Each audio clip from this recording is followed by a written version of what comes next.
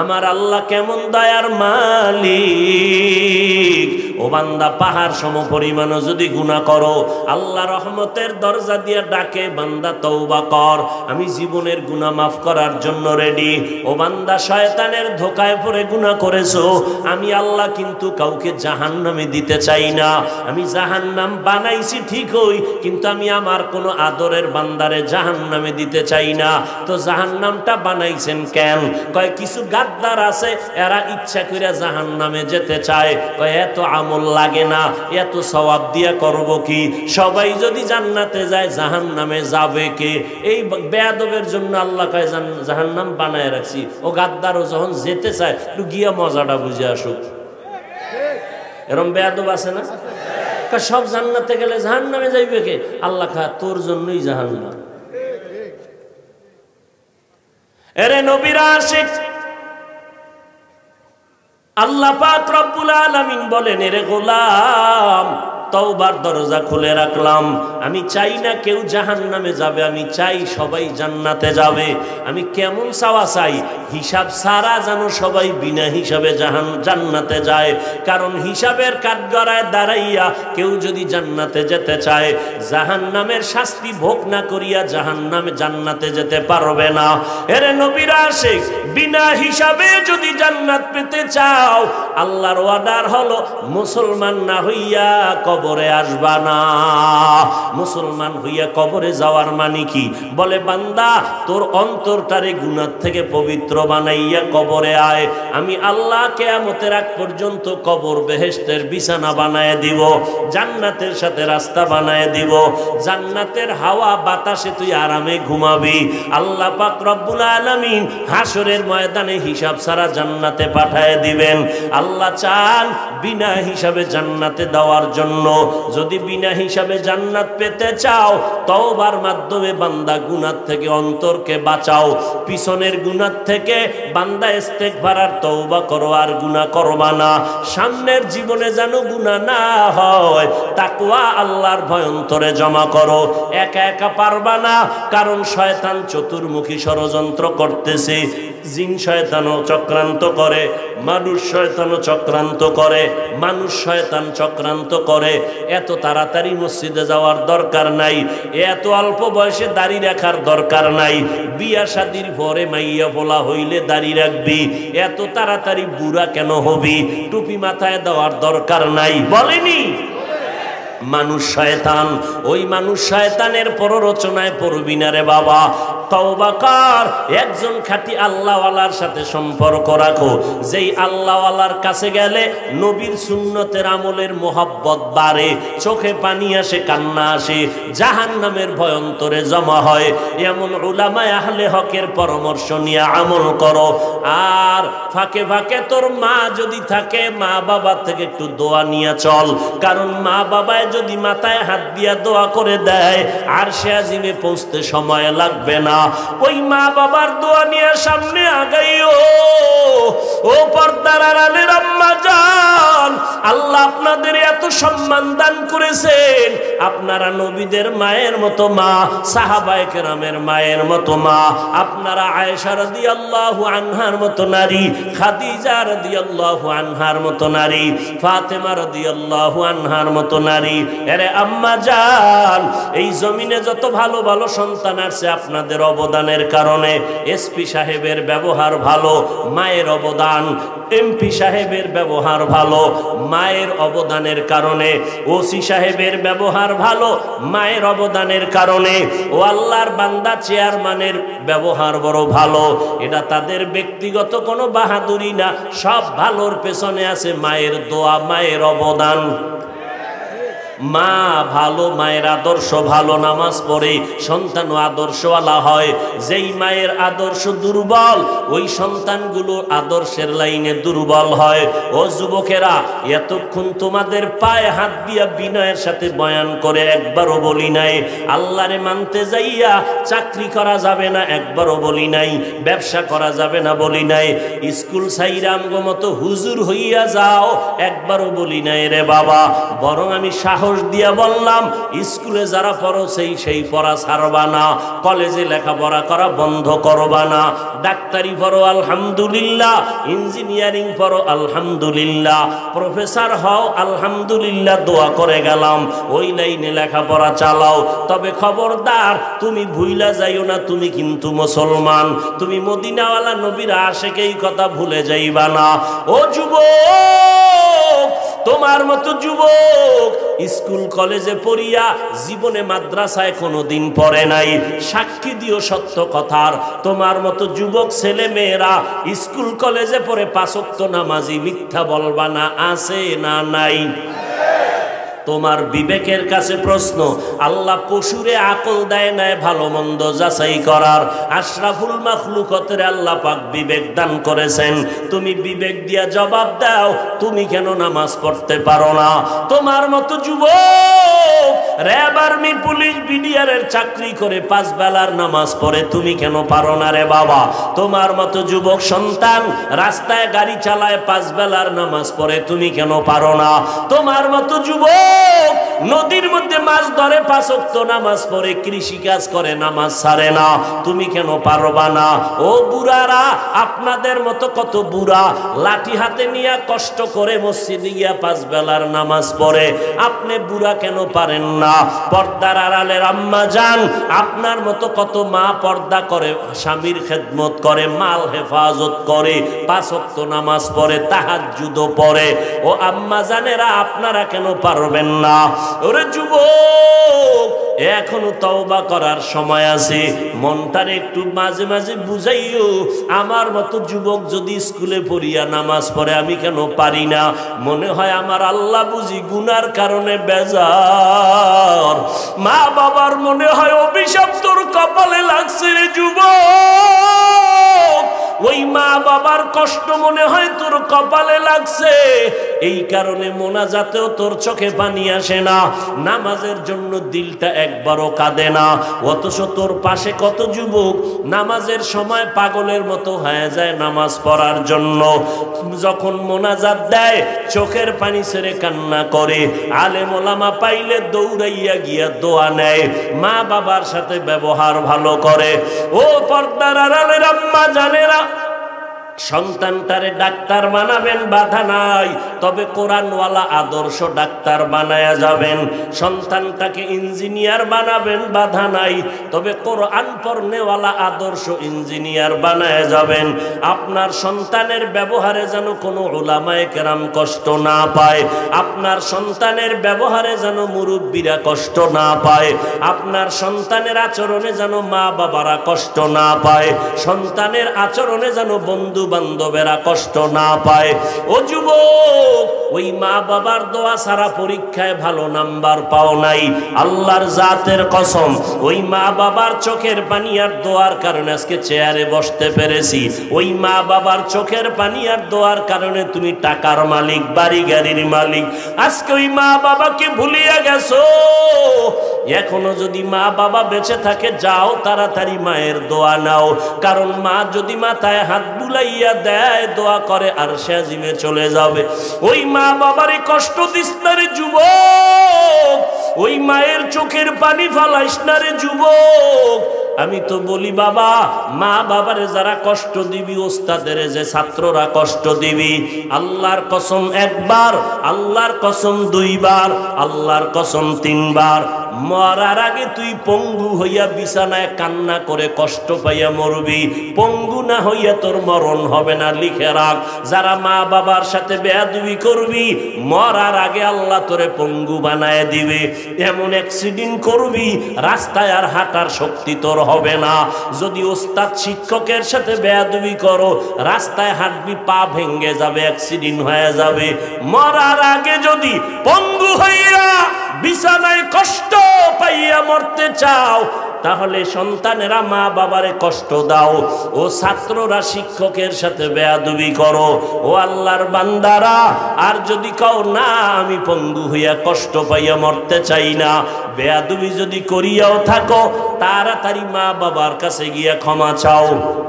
কোটি টাকার মালিক দেখো অভাব হয় না দূর, গরিবে ঘুমায় আরাম করে মনটা বাহাদুর। ফেরাউনের লাশটা দেখো মিশর জাদু ঘরে, খায় না মাটি পোকা মাছি সবাই ঘৃণা করে। হৃদয়ে থাকিবে যার নম্রতা সদা, রহমত আসিবে সেথা প্রভুর ওয়াদা। বড়র বাড়াই থাকলে দিলে রহমত আসবে না, নিজেকে নিজে ছোট মনে করিও সদা। উঁচু জমিন থেকে পানি নিচু জমিনে যায়, তেমনি খোদার রহমত আসে নম্রতার হৃদয়। ভোগবিলাসের বাড়ি গাড়ি পরে রবে সব, থাকতে সময় স্মরণ করো আল্লাহ আমার রব। আমার রব কে? ওই আল্লাহর মতো আপন আসেনি কেউ। কেমন দয়াময় আমার রব, কেমন আমার আল্লাহ। আম্মা জান আমার স্বার্থের জন্য মাঝে মাঝে রাগ করেন। আমার সোনার বাংলায় তাকায় দেখলাম অনেক মা বাবা সন্তানের স্বার্থের টানে পড়ে হত্যা করেছে, আবার অনেক সন্তান স্বার্থের টানে মা বাবাকে হত্যা করেছে। একবার দুবার তিনবার অপরাধ করলে মা বাবা আর মোহাব্বতের নজরে তাকাতে চায় না। আমার আল্লাহ বলেন, আমার দেওয়া পানি, আমার দেওয়া বাতাস, আমার দেয়া সূর্যের আলো চাঁদের আলো, জমিনের ফসল গাছের ফল খাইলি, নদীর মাছ খাইলি, ওরে নিমক হারাম, একবারও আলহামদুলিল্লাহ বললি না, আমার হুকুম মতো নামাজ পড়লি না। ওলামায়ে কেরাম পায়ে ধরে ধরে দাওয়াত দেয়, নামাজ পড়ো, পর্দা করো, হালাল খাও, নবীর আদর্শের মালা গলায় লাগাও।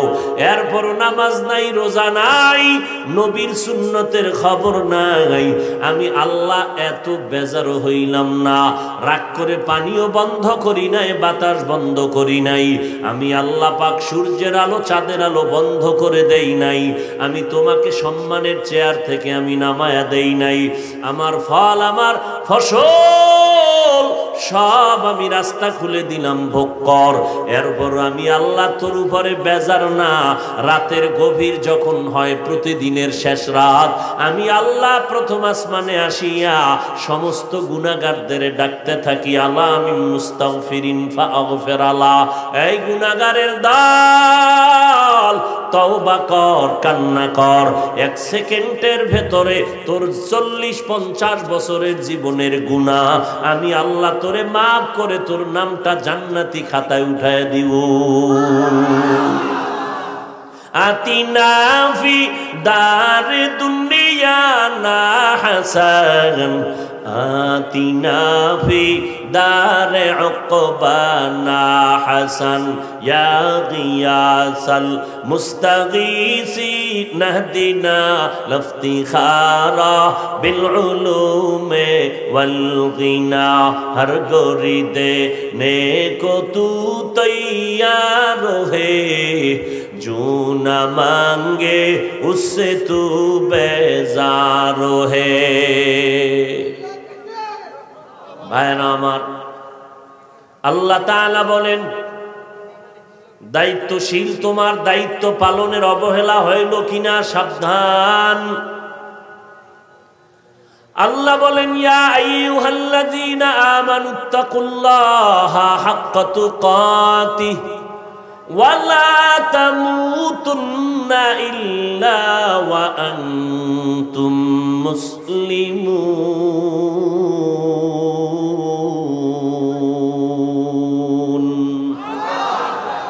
মুসলমানি বুয়াদ গর্দন নেহাদান, এনানে খুদ বদস্তে খা জাদাদান, গর্ব সুরত আদমি ইনসাবুদে, আহমদ বু জাহলো হামেক সাবুদি।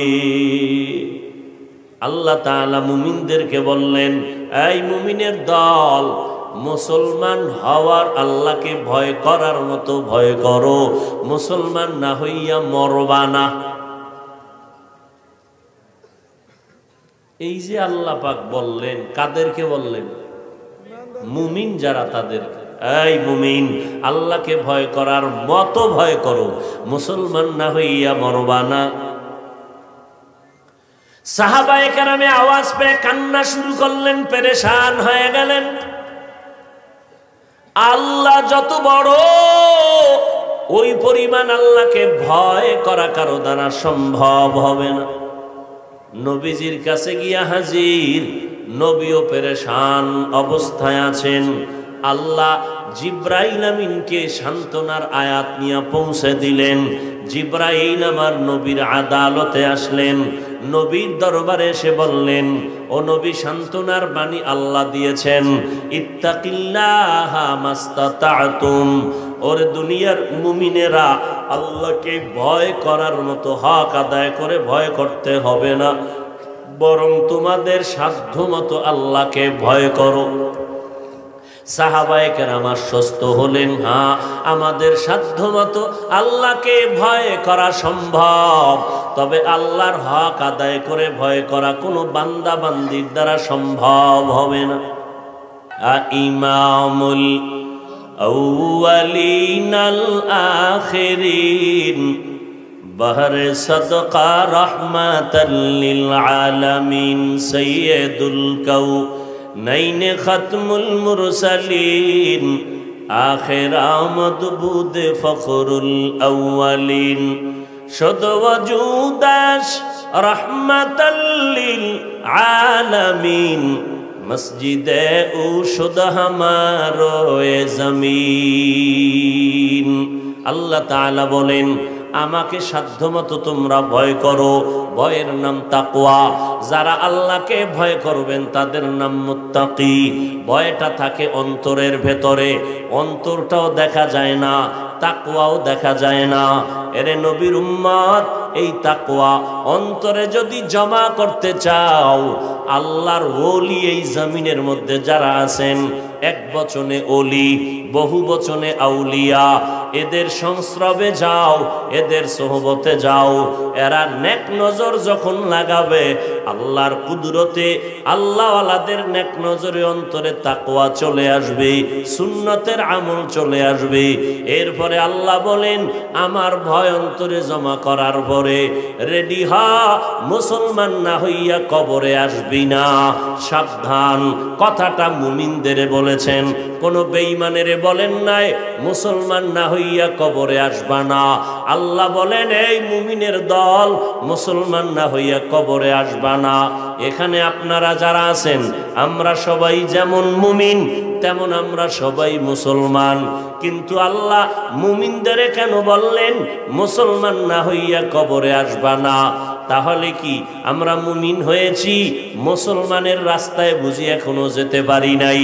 আল্লাহ আর একটা আয়াতে বলেন, ইয়া আইয়ুহাল্লাযীনা আমানু দুখুলু ফিস-সিলমি কাফা। এই মুমিনেরা, ইসলামের ঘরে পরিপূর্ণ প্রবেশ করো।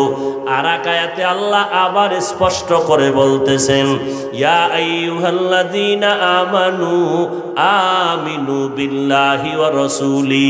ও মুমিনেরা, আল্লাহর উপরে রসুলের উপরে ঈমান আনো। আরে আল্লাহর উপরে রসুলের উপরে ঈমান আনার কারণেই তো আমরা মুমিন হয়ে গেলাম।